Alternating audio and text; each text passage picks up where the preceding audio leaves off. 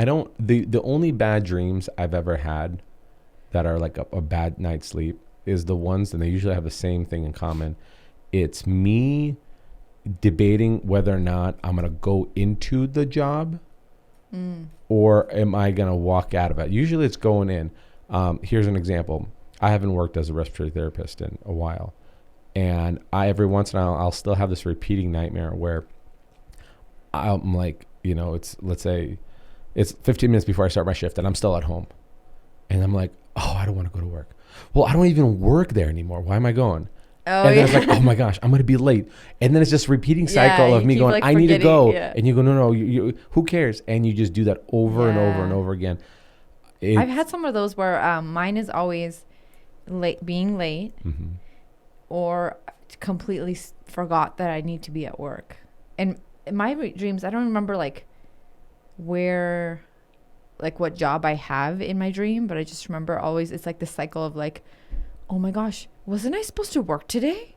Or like, wasn't I supposed to? Yeah. Or it's like 5 minutes till or an hour it's after, on repeat, and I'm like, though, it's on repeat. That's Yeah, and it just keeps going. You're like, oh my gosh. What's funny is when I worked as a respiratory therapist, I worked in ERs and ICUs and all that stuff, and I was around a lot of trauma and a lot of like critical responses. So life and death, the stuff you're always around.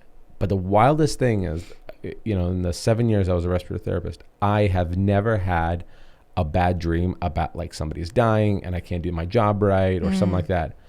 But the only dreams that are constantly like the nightmares that I've had, I don't have them anymore because I'm not, actually I had one maybe a year ago, but it was the restaurant industry. And the dreams are always the same. And if anybody served tables, you might have the same dreams, like nightmares, where you're being sat and double sat and triple sat. Because that stress level, because they're supposed to go in rotation, right? Yeah. And you haven't greeted a table, and next thing you know, you look back in your section of like 10 tables, and you haven't greeted anybody. They're all full. Kyle, did you ever have something like that? Oh, I still have them. Do you still have them? Bartending. Yeah, you're like, I have. Oh my God, this is such like a war story.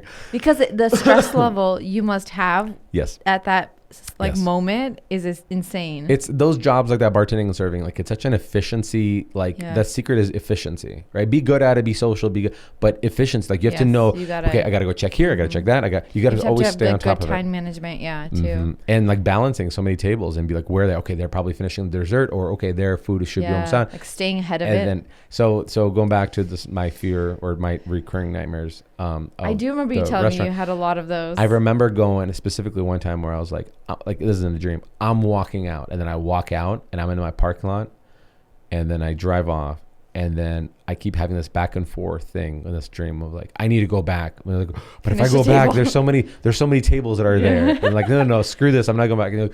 Like as if they're all waiting for me. Yeah, just you and just me there specifically. Oh my gosh, dude, the service industry, man, it creates these like shell shock stories. Oh yeah, the trauma you experienced. Oh my gosh. I never was in the service industry, so I never like even was a hostess or anything. My sister was, but I knew enough about myself to know I would not survive being like a server. But hostesses are a different story. Hostesses are different, yeah. But like a server, I knew myself well enough at that point in time where I knew I just would not survive. Now, I will say that in that industry, being like the bus boy is usually the most cush, because like half the guys that I worked with, like they smoke pot, but they're the ones that you can kind of get in your own zone, dick around as long as the tables are clear and reset up. You have a little bit more time. Maybe. They're more of like, not to diminish it, but they're kind of like in the background where they're just like nobody's waiting on them unless like the table's gone and somebody just go clear the table real quick.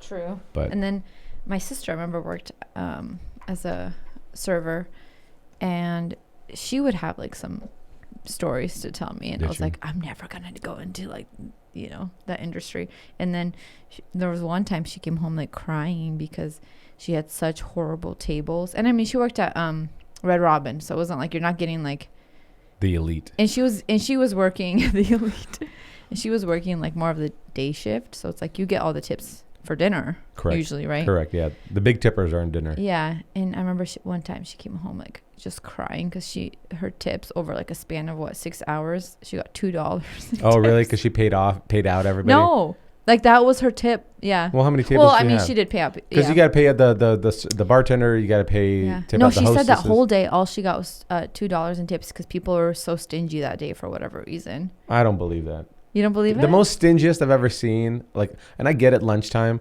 The thing is with these like tips is the way you make your money is the bigger the bill that gets. Your job is to rack it up, right? And so that's the rule of thumb is you pay offer dessert 20%, whatever. So 20% on a $150 bill is a different story than lunchtime. Somebody 20. snuck in for a 2 for $20. Yeah, but still, that's you get a little bit. And she was just like, there was like 2 tables who didn't tip her at all. Yeah. She was just like, I remember she was just like crying. Yeah. I was like, that sucks. Okay. Yeah, dude.